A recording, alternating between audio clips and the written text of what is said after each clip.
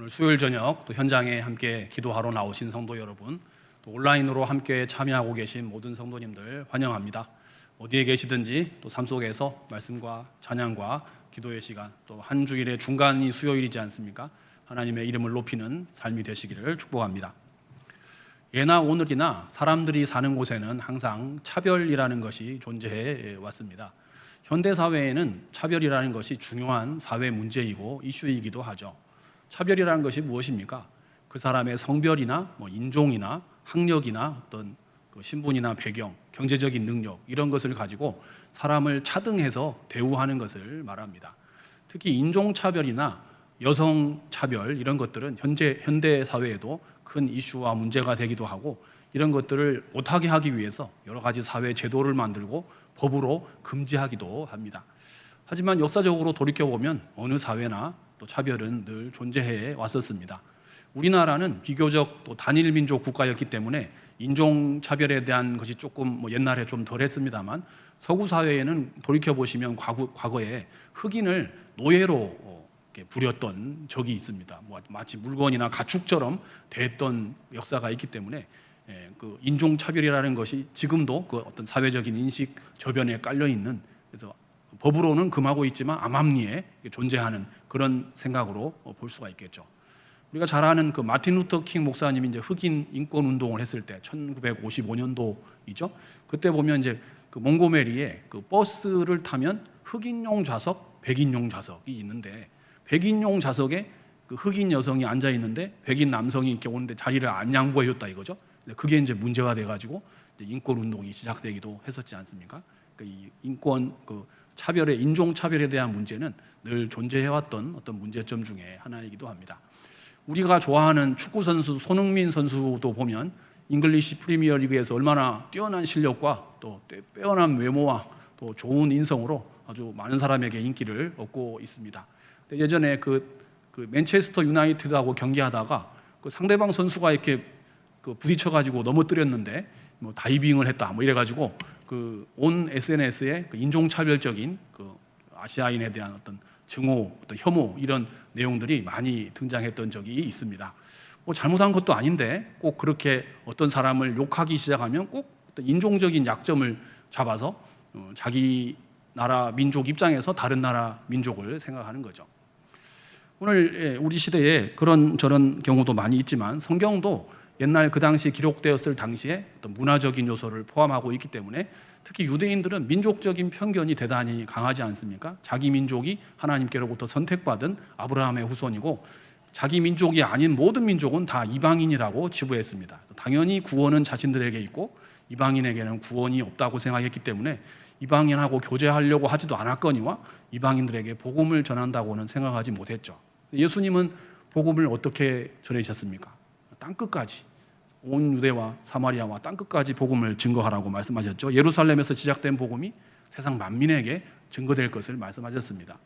본격적으로 이방인들에게 복음을 전하기 시작했던 사도 바울은 항상 그가 모든 민족, 모든 사람을 지칭할 때 쓰는 표현이 유대인이나 헬라인이나, 그러니까 유대인의 관점에서 보면 세상에는 두 종류의 사람이 존재합니다. 유대인이 있고 헬라인이라고 대변되는 이방인이 있고, 그래서 모든 사람에게 라고 표현할 때 유대인에게나 헬라인에게나 이렇게 표현했던 적이 있습니다. 오늘 본문을 보면 인종적으로 민족적으로 큰 차별과 난관을 겪었던 한 여인의 이야기가 나옵니다. 그 사람은 다름 아닌 수로보니게 여인이죠. 이 여인은 이름이 나오지 않기 때문에 이름이 누군지 모릅니다. 단지 성경이 기록되었을 그 예수님께서 팔레스타인에서 복음을 증거하실 그 시대에 예수님 곁을 스쳐 지나갔던 무수히 많은 사람 중에 한 명으로 우리가 기억해야 되겠습니까? 다행히 이 여인에 대한 일화가 오늘 마태복음 15장 그리고 마가복음 7장의 두 본문이 병행 본문이죠. 잘 기록되어 있어서 이름은 비록 모르지만 이 여인이 어떤 일을 겪었으며 예수님께로부터 어떤 큰 은혜를 얻었는지, 그가 어떻게 하나님의 권능을 체험했는지를 이 본문을 통해서 잘 알 수가 있습니다. 예수님께서는 주로 갈릴리에서 복음을 전하시다가 두로 시돈 지방으로 가셨는데, 그곳에서 이 가나안 여인이 예수님을 찾아와서 있었던 일이 오늘 본문의 내용입니다. 예수님의 복음 사역의 특징을 몇 가지로 좀 정리를 해보면, 예수님의 복음은 갈릴리에서 시작되었죠. 그러니까 갈릴리는 변방 지역이지 않습니까? 그러니까 이 가난한 자, 소외된 자들, 특히 갈릴리 어부들을 제자로 부르시고 예수님의 복음 사역의 특징은 뭐 부하고 유력한 자, 뭐 이런 사람들하고 함께 했던 것이 아니라 가난하고 소외된 자들에게 복음이 먼저 전파되었던 것을 알 수가 있습니다. 또한 예수님은 철저히 유대인들, 율법사들로부터 그 반대와 배척을 받으셨습니다. 오늘 마태복음 15장, 마가복음 7장 역시 이 수로보니게 여인 사건 바로 앞단락을 보면 유대인들 율법사들하고 어떤 논쟁이 시작됩니다. 율법을 지켜야 된다. 왜 당신은 율법을 지키지 않느냐? 이런 식으로 예수님에 대한 반대가 본격화되기 시작했죠. 마치 선지자가 고향에서 환영받지 못한다는 예수님 말씀처럼 예수님은 가는 곳마다 유대인들의 반대를 받기 시작했습니다. 그래서 예수님께서는 무리를 떠나 갈릴리 지역을 떠나서 북쪽으로 가셨는데 그것을 성경에서는 은둔의 사역, 신학적으로 예수님의 베레아 사역 이렇게 표현합니다. 뿐만 아니라 예수님은 유대인들에게만, 예수님 자신도 유대인이셨죠.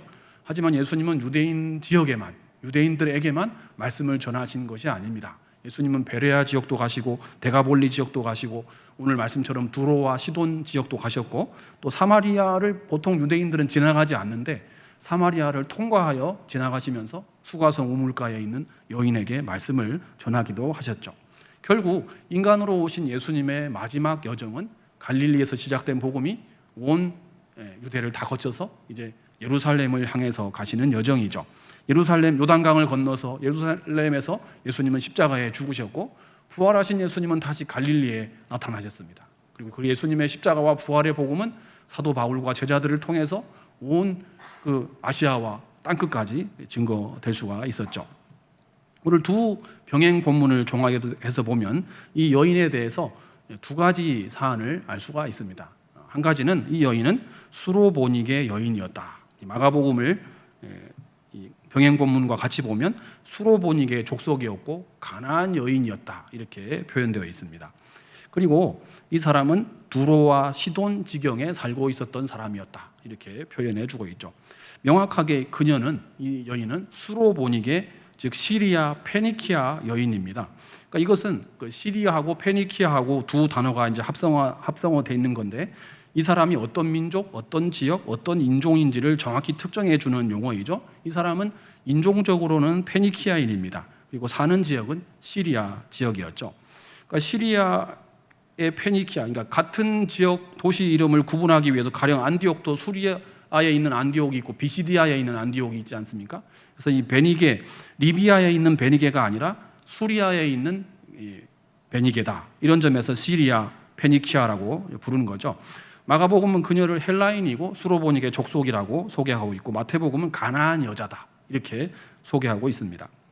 또 한 가지는 이 사람은 두로와 시돈 지경에 살고 있던 사람입니다. 지도를 보시면 두로와 시돈은 갈릴리보다 훨씬 북서쪽에 있는 지중해 해변에 있는 항구 도시입니다. 여러분 페니키아를 떠올려 보시면 고대로부터 어떤 항구, 어떤 교역 이런 것이 아주 발달되어 있던 곳이 페니키아이고 페니키아 하면 떠오르는 곳이 두로와 시돈입니다. 성경에도 두로와 시돈은 이스라엘 북쪽에 있기 때문에 많이 언급되는 그런 도시들이죠. 지정학적으로 예루살렘이나 페니키아나 지정학적 위치가 너무나 중요한 곳에 있기 때문에 이민족들로부터 많은 침략을 받았습니다. 아수르로부터 바벨론으로부터 헬라나 로마 제국에 이르기까지 늘 강대국이 등장하면 이쪽 중간에 있는 어느 쪽으로든지 가기 쉬운 곳 이런 곳은 늘 공격의 대상이 되곤 했었죠. 고대로부터 존재했던 아주 오래된 도시입니다. 구약 성경에는 수리아 혹은 가나안 혹은 아람이라고 부르기도 했었고 다윗 왕 때나 솔로몬 왕 때는 우호 관계를 맺어서 성전을 건축할 때 백향목이나 잣나무를 두로나 시돈에서 많이 가지고 왔었죠. 히람 왕이라는 사람이 잘 화친을 해서 교류했던 적도 있습니다. 이제 문제는 바알과 아세라 섬기는 신앙이 으로 대표되는 곳이 이 두로와 시돈인데 아합 왕 때는 이세벨 왕비가 하고 이제 솔로몬 때부터는 자꾸 정략 결혼을 했죠. 주변 나라에 있는 이방 민족들하고 결혼 관계를 통해서 또 화친 관계를 맺고 어떤 동맹을 맺고 막 그랬었죠. 그러는 바람에 아합 왕이 이제 이세벨 왕비랑 결혼을 했는데 이세벨 왕비가 시돈 출신입니다. 시돈 왕의 딸이었죠.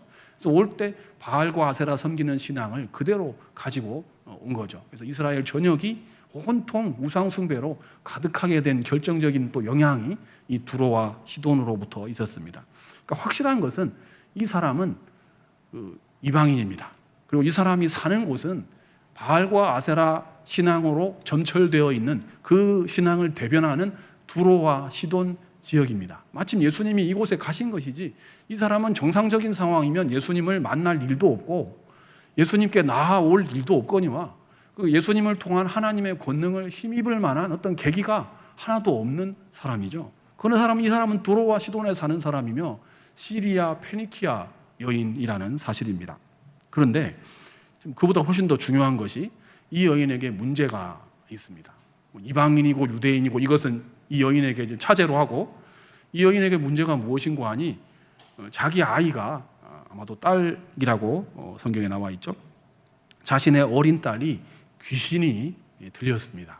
그러니까 오늘날은 이제 의학이 많이 발달해 있기 때문에 어떤 피지컬한 어떤 질병이 있을 수가 있고 정신적인 질환이 있을 수가 있고 더 나아가서 어떤 영적인 질환이 있을 수가 있죠. 그러니까 이 귀신 들렸다고 하는 것은 악령이, 성령 충만의 반대라고 생각하시면 맞지 않겠습니까? 성령이 우리 가운데 임재하시면 정말 사람이 온유하고 겸손하고 지혜롭고 또 하나님 앞에 경건한 삶을 살 수 있겠지만, 귀신이 이 사람을 지배하면 어떻게 되겠습니까? 그 사람의 영적인 세계가 완전히 어두움 가운데 있는 거죠. 더 나아가서 정신적으로 온전하게 생활을 할 수가 없지 않겠습니까? 그러다 보니 이 사람의 육체까지도 완전히 망가져서 더 이상 다른 사람들하고 어울려서 정상적인 사회성을 가지고 생활을 할 수 없는 그런 지경에 이르는 것이죠. 그 옛날 2000년 전 팔레스타인 지역에 어린 여자아이가 이런 상황에 있으니 그 아이의 삶의 어떤 상황이 어떠할 것이며 또 그런 자녀를 둔 부모님의 마음이 어떠할지를 우리가 충분히 예견해 볼 수가 있습니다. 이 어머니는 이 딸의 귀신 들림으로 인한 각종 어떤 상황을 해소해 보려고 많이 노력을 했을 겁니다. 자기가 아는, 자기가 섬기는 또 신 앞에 나아가서 기도도 하고 또 어디 또 정신과, 그 당시에 정신과가 있었는지 모르겠습니다만 또 상담도 받고 중요한 사람 찾아가서 또 몸에 좋다고 하는 어떤 약도 취해보고 여러 가지 방법을 다 동원해 보았을 것입니다. 하지만 어떤 일을 한들, 어떤 박수, 무당, 술객을 찾아간들, 어느 지혜자, 모사, 관원을 찾아간들 귀신 들린 현상을 어떻게 해결할 수가 있겠습니까? 성경을 보면 예수님이 하나님 나라를 이 땅에 도래하게 하신 특징 중에 하나가 축사하지 않습니까? 질병을 고치고 귀신을 쫓아내고, 예수님은 권능의 하나님이시기 때문에 귀신이 벌벌 떠는 거죠. 예수님의 존재를 알아보는 거죠. 예수님의 그 권능으로 귀신을 쫓아내어야만 이 여인은 온전한 삶을 회복할 수가 있는 거죠. 그 외에 어떤 방법이 존재하겠습니까? 여러분, 이것은 오늘날도 마찬가지입니다. 귀신이 들렸다고 하면 그 귀신을 몰아내는 것 외에는 어떻게 그 사람을 도와줄 수가 있겠습니까? 물론 다양한 다른 것을 도와줄 수는 있겠지만 근본적으로 그 문제를 해결하려면 그 여인 가운데 있는 귀신을 쫓아내어야 되는 거죠. 하지만 이것은 귀신보다도 월등한 존재, 귀신도 영적인 존재인데 훨씬 더 탁월한 존재, 그분만이 이것을 할 수가 있는 것 아니겠습니까?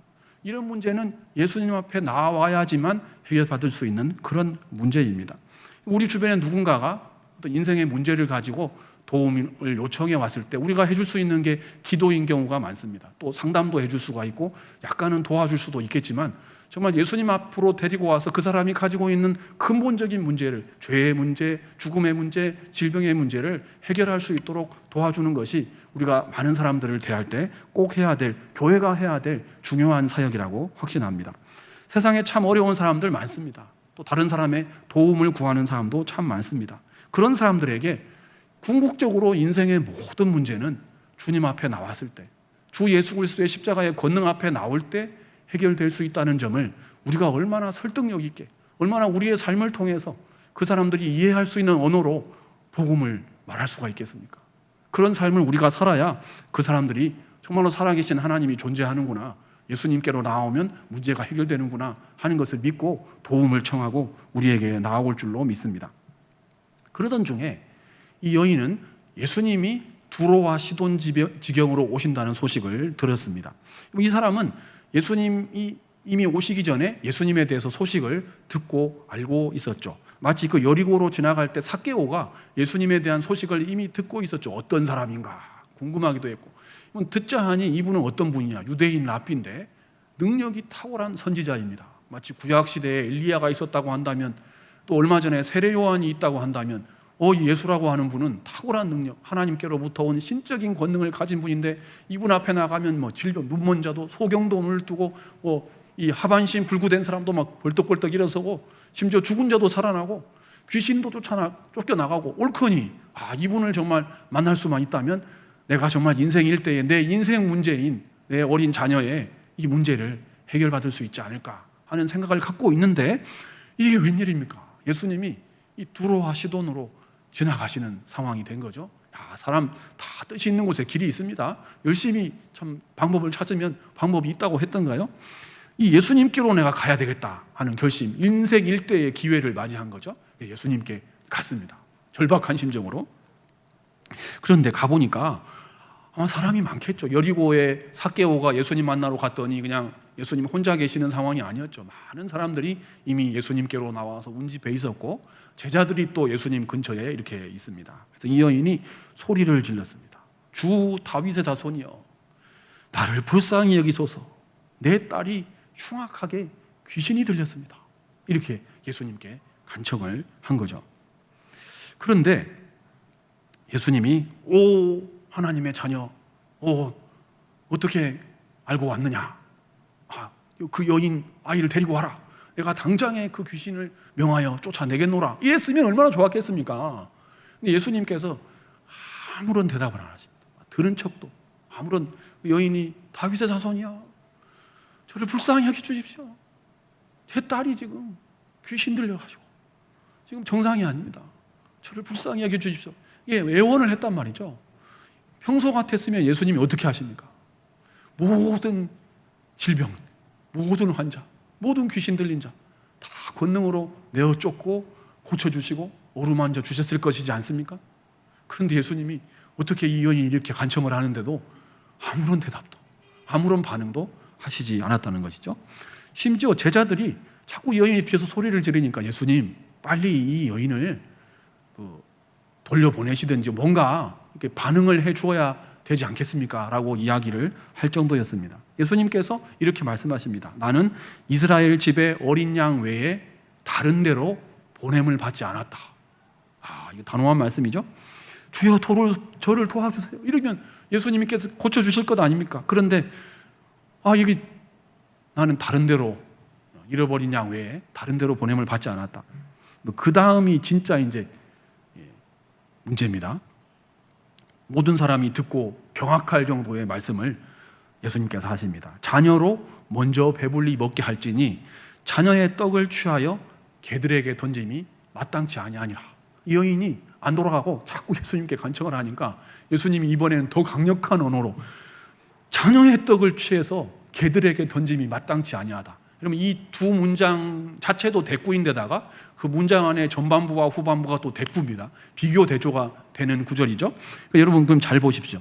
어린 양이 있고 다른 데가 있습니다. 그리고 자녀가 있고 개가 있습니다. 그러니까 어린 양하고 자녀는 동급이죠. 어린 양하고 자녀는 누구를 말하는 것이며, 다른 데는 어디를 말하는 것이고, 개는 누구를 말하는 겁니까? 그러면 사람이 직설적으로 뭘 얘기할 때보다도 우회적으로, 비유적으로 돌려서 뭔가를 얘기할 때 훨씬 더 기분이 나쁜 수가 있습니다. 그럼 이거 오늘날 우리의 기준으로 보았을 때도 너무나 인종차별적인 모욕적인 언사지 않습니까? 그러니까 이 여인을 그 민족, 그 이방인, 그 수로보니게 그 페니키아인 자체를 개에다가 비유한 것이죠. 아니 어떻게 이렇게 할 수가 있냐는 말입니다. 아니 병 고쳐달라고 하는데 안 고쳐주면 그만이지 어떻게 이렇게 인종차별적이고 모욕적인 언사를 할 수가 있느냐는 것이죠. 평소에 온유하고 부드러운 음성으로 우리의 마음의 문을 두드리시는, 어린 양을 돌보시는 선한 목자이신 그 예수님의 이미지와 조금도 어울리지 않는, 단호하게 거부하시는 예수님의 모습을 우리가 볼 수가 있습니다. 평화의 왕이고 사랑의 사도이시고 모든 병을 짊어지신 메시아이신 그리스도께서 어떻게 이렇게 할 수가 있냐는 말입니다. 그 당시에는 이런 것이 어느 정도 용인되는 사회 문화 배경이었다 할지라도 그 당시로 보나 오늘 우리의 시각에서 보나 이 어떤 예수님의 말씀이 이 여인에게 또 주변 모든 사람이 놀랄 정도로 모욕적인 언사인 것은 분명해 보입니다. 성도 여러분, 예수님은 왜 이렇게 하셨겠습니까? 뭐 그럴 리가 없겠지만 예수님이 정말 인종차별적인 견지에서 나는 유대인 아닌 이방인은 쳐다도 안 보고 나는 오직 하나님의 자녀 잃어버린 어린 양을 구하러 온 것이지 이방인 이 하찮은 여인 한 명의 어려운 문제를 해결해 주려고 온 것이 아니다. 이런 견지에서 예수님께서 말씀하신 것입니까? 저는 개인적으로 성경을 읽다가 좀 질문이 생겨나기도 하고 이 질문이 정말 이 본문이 가진 깊은 의미가 무엇일까라고 열심히 공부하고 큐티하고 묵상하다가 그런 본문에서 어떤 말씀의 깊이와 영적인 성장을 꾀했던 적이 참 많이 있습니다. 그 중에 한 본문이 오늘 본문입니다. 몇 가지 질문이 떠오릅니다. 그럼 예수님이 말씀하신 것처럼 그 예루살렘에서 시작된 복음이 이방 모든 민족에게까지 전파될 것이다. 아니 예수님이 오늘 우리를 구원하시기 위해서 예수님의 구원이 유대인들에게만 해당되는 것입니까? 그러면 유대인도 아니고 이방인도 아닌 우리 한국 사람인 여러분 우리가 얼마나 예수님을 잘 믿고 있습니까? 열심히 믿고 있습니까? 우리에게까지 전파된 복음을 2000년 교회사에서 복음이 서쪽으로 복음이 오늘 우리에게까지 전파된 복음을 어떻게 이해할 수가 있을 것이며 하나님의 구원은 전 우주적인 것이고 하나님은 이스라엘 민족의 하나님이 아니라 온 세상을 창조하신 창조주 하나님이고 또 고로 그분의 구원이 세상 모든 민족에게 심지어 자연 만물에게도 미칠진데 하나님의 구원을 얻는 민족이 어떻게 한 특정한 민족일 수밖에 없단 말입니까?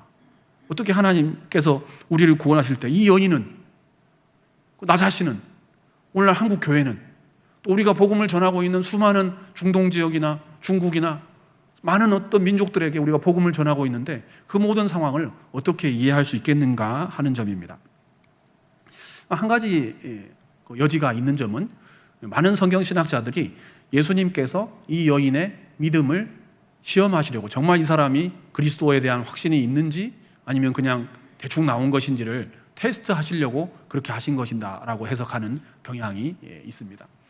어떤 면에서는 일리가 있는 것이 이 여인이 다윗의 자손이여 라고 불렀는데 이 호칭은 메시아 대망 사상이 들어있는 그런 유대인들이라면 누구나 가지고 있는 다윗의 후손으로서 그리스도가 오신다, 메시아가 오신다. 그러면 우리 민족이 모든 압제와 고난과 어떤 병든과 귀신 들림 가운데서 해방이 된다. 이 모든 것을 구약 성경에서 예언했기 때문에 메시아 대망 사상을 유대인들은 가지고 있습니다. 근데 이 이방 여인이 어떤 그런 견지에서 정말 예수님이 그리스도이심을 알고 주 다윗의 자손이여 이렇게 불렀는지 아니면 절박하니까 그냥 예수님이 듣기 좋은 어떤 그런 호칭으로 예수님을 부른 것이 그런 호칭인지에 대해서 예수님께서 충분히 시험해 보실 필요가 있었던 것은 사실입니다. 또한 하나님께서는 같은 견지에서 기도의 응답을 우리의 간청을 오래 지체하시는 경우가 성경에도 많이 나옵니다. 아브라함과 사라가 아브라함이 하나님께 약속을 받았지 않습니까? 자녀를 하늘의 별과 같이 바다의 모래와 같이 많게 해주시겠다. 그러면 결혼하자마자 두 쌍둥이씩 세 쌍둥이씩 낳아야 되는 것 아니겠습니까? 근데 100살이 다되도록 무자했죠. 누구를 통해서 그러면 하나님의 그 약속 아브라함을 통해서 후손이 생겨나고 한 민족을 이루고 다윗 왕이 나오고 다윗 왕을 통해서 메시아가 오시는 그 하나님의 구원 계획은 어떻게 이루어지는 것입니까? 100살이 될 때까지 하나님께서 오랫동안 지체하셨던 적이 있습니다. 다윗도 왕이 되기까지 상당한 시간 동안을 그 사울 왕에게 쫓겨다닌 시간을 광야의 시간을 가졌습니다. 예수님께서 야이로의 집에 너무 늦게 도착하신 것처럼 보일 때도 많습니다. 나사로가 병들었다는 소식을 듣고도 예수님은 이틀을 그 계시던 곳에 더 유하셨다라는 본문도 있죠. 풍랑이 있는 배 안에서 예수님은 거의 배가 잠길 정도가 될 지경까지 주무시고 계셨습니다. 예수님이 같이 배에 타고 계시는데 왜 빨리 일어나서 양동이로 물을 퍼내지 않는 것입니까? 왜 예수님은 바람을 명하여 잔잔하게 해주시지 않는 것입니까? 하나님 우리를 정말 사랑하십니다. 하지만 왜 사랑하는 자녀에게 그 기도를 단박에 들어주시지 않고 전능하신 하나님께서 그 기도의 응답을 오랫동안 연기하거나 지체하시는가 하는 점입니다. 아니 애초에 하나님은 전능하신 분인데 사랑하는 자녀에게 고난을 안 주시면 어떻습니까? 예수 믿는 사람에게는 모든 문제가 터져버리면 얼마나 좋겠습니까? 전도할 필요가 없겠죠. 모든 사람이 다 교회 나오려고 할 것입니다. 그런데 하나님께서는 당장에 우리가 원하는 때에 우리가 원하는 방식대로 역사하시지 않을 때가 많습니다. 하나님께서는 우리가 그 문제에 더 집중하기를 원하십니다. 더 하나님께 기도하고 하나님의 뜻을 구하는 기도의 자리로 나아오기를 하나님께서 원하고 계십니다. 그래서 인생의 모든 해답은 우리에게 주권이 있는 것이 아니라 주관자 되시는 하나님께서 그분의 뜻 가운데서 우리를 주관하고 계심을 알도록, 그래서 우리가 그 문제를 극복하고 나면 더 훌륭한 하나님의 사람이 되도록 우리를 연단하고 시험하고 훈련시켜가는 하나님의 과정일지도 모릅니다. 또한 천국 복음이 유대인에게 먼저 주어진 것은 맞습니다. 주님께서 말씀하신 것처럼 먼저 유대인에게 하나님의 그 뜻이 전파된 것은 사실입니다. 하나님께서 아브라함을 택하셨고 이스라엘이라는 한 민족을 택하셨고 심지어 예수님도 인간으로서는 한국 사람이 아닌 유대인으로 이 땅에 오셨으니 이스라엘 사람들이 복을 받은 것은 맞습니다. 자기 민족을 통해서 세상 모든 사람들이 구원을 얻도록 하나님의 구원 계획에 축복의 통로로 쓰임 받았으니까요. 하지만 예수님을 그리스도로 믿지 않는 것이 그들의 문제이죠. 예수님께서도 다른 모든 민족에게 복음을 전하기 이전에 이스라엘의 어린 양에게로, 이방인의 길로 가지 말고 사마리아인의 고래도 가지 말고 오직 오히려 잃어버린 이스라엘의 어린 양에게로 가라라고 말씀하셨을 정도이죠. 천국 복음이 땅끝까지 전파될 것이지만 그 시작은, 그 출발은 갈릴리였고 유대였고 이스라엘이었던 것을 봅니다. 하지만 하나님의 구원은 전 우주적인 것이고 창조와 타락과 구속이라고 하는 큰 우리가 관점에서 볼 때 하나님은 한 민족만의 하나님이실 리가 없죠. 온 세상을 다 구원하시기 위해서 오신 하나님의 구원은 전 우주적인 것입니다. 이 복음이 땅끝까지 전파되어야 되는 것이고 이 천국 복음이 모든 민족에게 증언되기 위해서 온 세상에게 전파될 것인데 주님께서 말씀하셨죠. 계시록에는 종국에 임할 하나님 나라의 모습을 보여줍니다. 모든 나라와 백성과 민족과 방언 가운데서 어린 양과 보좌에 계신 하나님과 어린 양이 높임을 받을 것이다. 이스라엘 민족만 구원받는 것이 아니라 나라와 족속과 백성과 방언 가운데서 주 예수 그리스도를 섬기는 멸루관을 벗어들이며 하나님을 찬양하는 모습을 성경이 보여주고 있죠. 물론 먼저라는 대목에 있어서 알 수 있듯이 순서상 그렇다는 것이죠. 유대인들이 먼저 복음을 들었고 먼저 하나님 나라에 들어갈 수 있는 어떤 그 순서를 얻은 것이죠. 하지만 그들이 그 하나님의 언약에 신실하지 못했기 때문에 하나님께서는 오히려 사도 바울 같은 경우는 다른 이방인들에게 복음을 전하기 시작했다는 것이죠. 오히려 택하신 백성들은 성 밖에 있고 오히려 이방인들이 성 안에 있을 것이다. 성경은 여러 곳에서 말하고 있지 않습니까? 얼마든지 무수히 많은 예외 상황을 보여주고 있습니다. 백부장, 하인의 병을 고쳐주기를 간청했던 백부장, 이 사람들이 오히려 유대인들 가운데서는 이런 믿음을 찾아본 적이 없다. 예수님께로부터 큰 칭찬을 받지 않았습니까? 룻도 라합도 마찬가지입니다. 하나님의 구원은 천국 복음은 모든 사람에게, 모든 민족에게, 또 우리 자신에게까지도 해당되는 것이죠. 이 얼마나 놀라운 복음입니까? 모든 사람에게 알려져야 될 복된 소식이지 않습니까? 게다가 이 본문에 나오는 개라고 하는 표현은 퀴나리온이라고 하는 보통 들개나 사냥개처럼 큰 개, 어떤 짐승 같은 개를 표현할 때는 퀴온이라고 하는데 집에서 이렇게 반려견이라고 하죠. 요즘은 자녀들보다 더 소중하게 기르는 경우가 더러 있습니다. 그래서 반려견 같은 그런 강아지를 퀴나리온이라고 합니다. 그래서 예수님은 굳이 표현을 하자면 개라기보다는 강아지라고 이 여인에게 말씀을 하신 것이죠. 성도 여러분, 자녀하고 강아지는 물론 비교할 수 없는 수준의 차이를 가지고 있습니다. 주인이 둘 다 사랑하지만 자녀하고 강아지를 아주 1차원적인 질문이지만 어떤 존재를 더 자녀처럼 생각하느냐라고 묻는다면 선택의 여지가 전혀 없습니다. 자녀가 그 부모님께 받는 사랑과 돌봄하고 강아지가 그 부모님께 받는 사랑과 돌봄은 그 차원 자체가 다른 것이죠.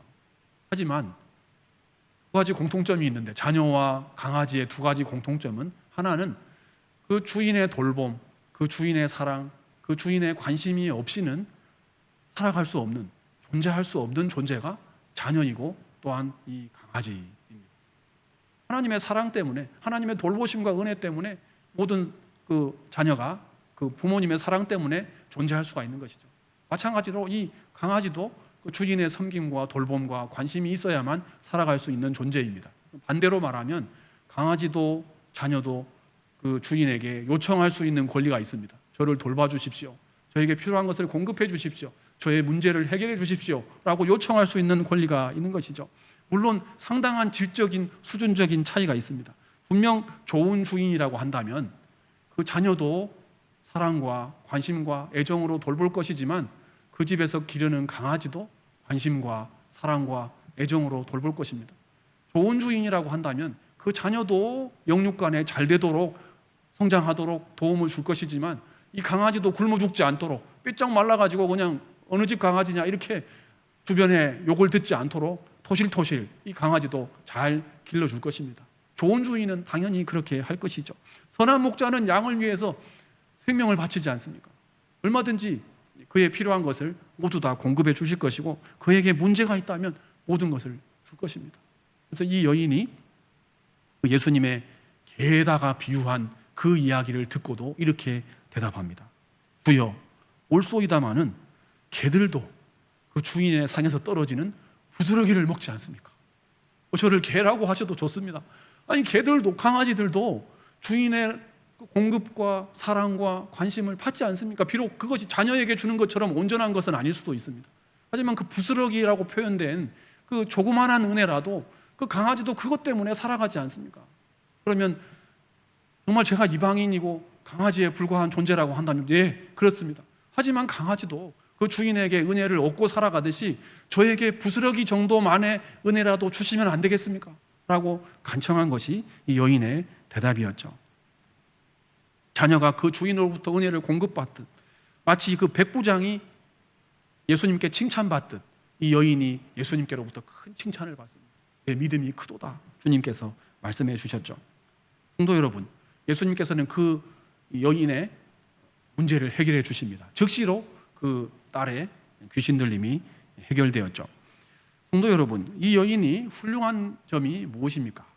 중요한 점은 이 여인이 어떤 점이 훌륭한가 하는 점인데 자신이 가진 문제는 예수님이 아니고서는 해결할 수 없다라는 확신을 가졌다는 점, 게다가 능력 베푸시는 이분이 다윗의 자손 하나님께로부터 오시는 권능의 하나님이라는 것을 알아보았다는 사실, 더 직접적인 것은 그가 주님의 손을 덥석 잡았다는 것이죠. 어떤 성경 주석가는 이렇게 표현합니다. 예수님이 손가락 하나를 그 여인에게 살짝 내밀었는데 이 여인은 예수님의 손목을 덥석 잡았다, 이렇게 표현할 정도이니까요. 그녀는 이 예수님이야말로 자신의 문제를 해결해 줄 수 있는 유일한 분이라고 믿었습니다.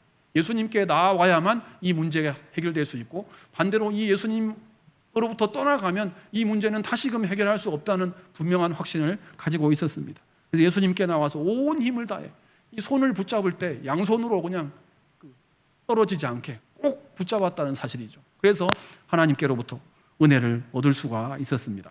성도 여러분, 우리가 한국교회를 생각할 때 한국교회가 참 뉴스상에 많은 어떤 문제점도 드러나고 있습니다만 한국교회의 특징은 그 한국 경제가 한 50년 만에 한강의 기적을 일구어낸 것처럼 한국교회도 아주 세계 선교 역사에 유례가 없을 만큼 급성장한 교회이죠. 100년도 안 되는 시간에 엄청나게 큰 성장을 이루었지 않습니까? 정말 많은 사람들이 복음을 듣고 돌아오고 세계에서 10번째 안에 드는 대형 교회가 몇 개나 한국에 있을 정도이니 한국 교회가 얼마나 빨리 성장했는지는 우리가 익히 잘 알고 있는 내용입니다. 그런데 한국 경제가 빠른 시간 내에 성장을 하다 보니 많이 돌보지 못한 점들이 있죠. 부패라든지 빈곤의 문제라든지 차등의 문제라든지 그런 어떤 사회적인 어떤 현상들이 많이 드러나고 있지 않습니까?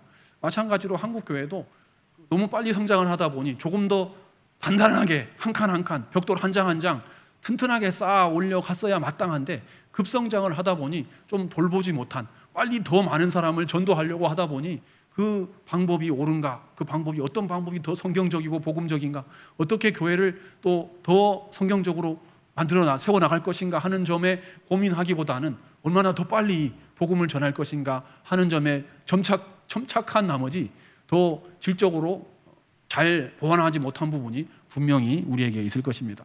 게다가 우리는 빨리빨리 문화가 있지 않습니까? 그 옛날에 그 커피 자판기에서 커피 뽑을 때 그 이제 불이 꺼지면 문을 열면 되는데 그 몇 초를 못 참고 문을 열고 컵을 아예 붙잡고 이 커피가 다 나오기까지 기다리다가 손 댔던 적 여러분도 있을 것입니다. 우리가 빨리빨리 하다 보니 질적으로 어떤 더 단단하게 하지 못한 부분이 반드시 있을 것입니다. 우리 부모님 세대의 뭐 공헌이기도 하고 뭐 실수이기도 하죠. 그런데 그러니까 우리 부모님 세대를 생각할 때 한국 교회가 훌륭한 점이 무엇입니까?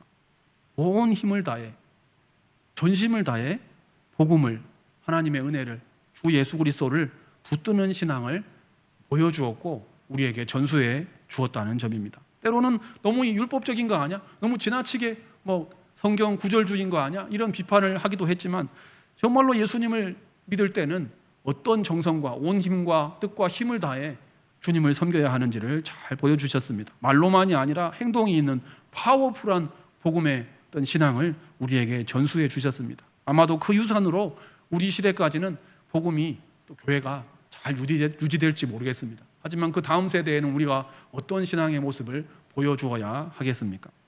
성도 여러분, 오늘도 여전히 변함없는 사실은 주님을 전심으로 붙잡을 때 나와 내 집과 우리 교회와 우리 가정과 모든 문제가 근본적인 해결을 맞을 수 있다는 사실입니다.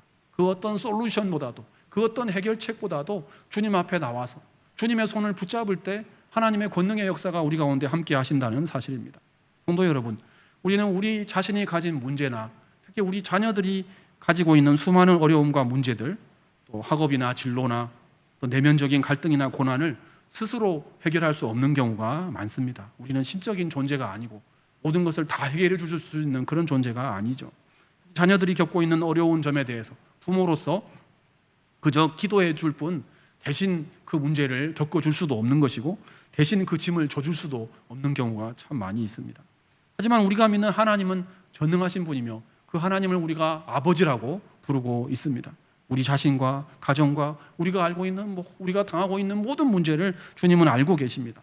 우리의 간절한 요청과 간구를 오래 참으시지 않고 금방 해결해 주실 것입니다. 기억하실 것은 그분은 우리를 지으신 분이고 우리가 아바 아버지라고 부르는 분이며 그분은 우리를 사랑하시기 때문에 아들까지도 아낌없이 주신 분인데 무엇을 아끼고 주시지 않겠느냐 주님은 우리에게 말씀하고 있습니다. 그리고 그분의 손가락은 이따만하게 크기 때문에 우리가 그분의 손을 굳게 붙잡으면 그분의 구원이 우리에게 임할 것입니다. 우리가 해야 될 일이 무엇입니까? 때로는 우리가 뭔가 열심히 해야만 그 보답으로 하나님의 은혜를 받을 수 있다 이런 생각을 갖기가 쉽습니다. 하지만 우리가 할 수 있는 것은 아무것도 없죠. 우리가 할 수 있는 것은 주님의 그 손을 붙잡는 것이죠. 그러면 주님이 나를 붙잡아 주실 것입니다. 여러분 오늘 말씀을 맺으면서 경구를 하나 준비했는데 같이 좀 했으면 좋겠습니다. 함께 하겠습니다. 시작. 내가 말씀을 붙들면 말씀이 나를 붙든다. 내가 주님을 붙들면 주님이 나를 붙든다. 세 번째는 영어입니다. 이게 시작. We make a choice, God make a change. 선택은 우리가 할 수 있지 않겠습니까? 우리가 하나님의 권능을 힘입기 위해서 낙심과 좌절을 선택할 것인지 하나님 앞에 기도하기를 선택할 것인지 선택은 하지 않겠습니까? 우리가 우리의 문제를 가지고 주님을 선택하면 주님을 붙잡는다면 주님은 반드시 우리의 문제를 우리 자신을 붙잡아 주실 것입니다. 우리와 함께 하실 것이고 주님의 말씀이 우리의 한 주간의 삶을 인도해 주실 것입니다. 주님의 손을 붙잡는 자마다 하나님의 권능의 역사를 체험하게 될 것입니다. 주님의 손을 붙드는 저와 여러분 되시기를 축원드립니다. 기도하겠습니다. 고마우신 하나님, 오늘 우리는 이 복잡다단한 세상